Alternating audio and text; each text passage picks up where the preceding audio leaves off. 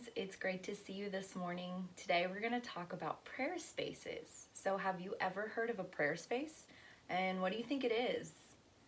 Well, yeah, it's a space for prayer, but what really is it? And why would we need one? Why would it be important to our faith? A prayer space is a special spot that you choose in your home that you can go and be in communication with God and spend one-on-one time with God. This space is safe for you and gives you a time to reflect or think more deeply about things.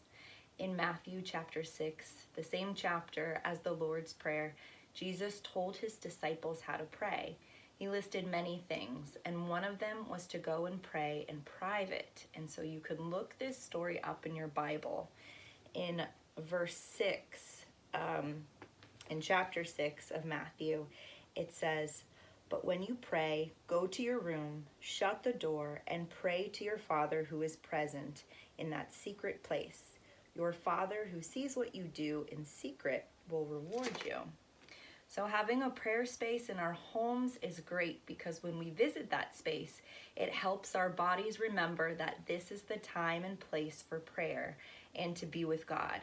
And it's a lot like how you think about your bedroom being a place for sleeping, or a calm down space is for taking a break, or the kitchen is for preparing food. A prayer space is your time with God.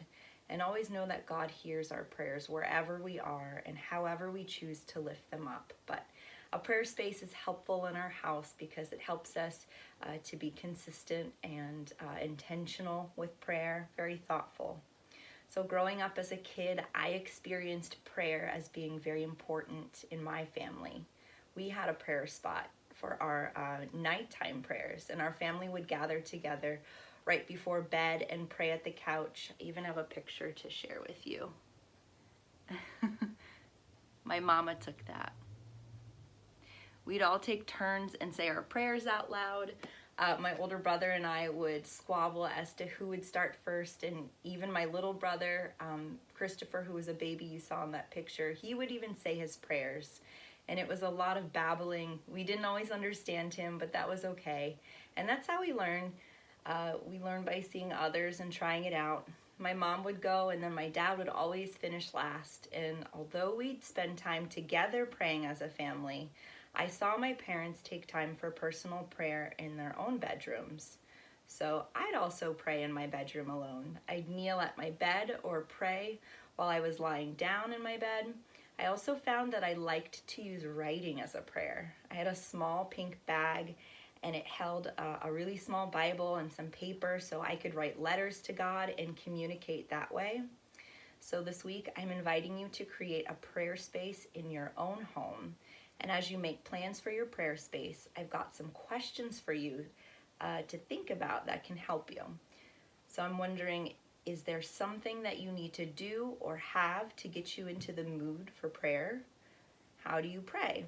What do you need to do that? Do you pray in your head, or do you say your prayers out loud? Do you write or create art as a prayer? Do you use prayer beads? Do you need it to be quiet, or do you like some music in the background? Do you need visuals or reminders about what to pray for?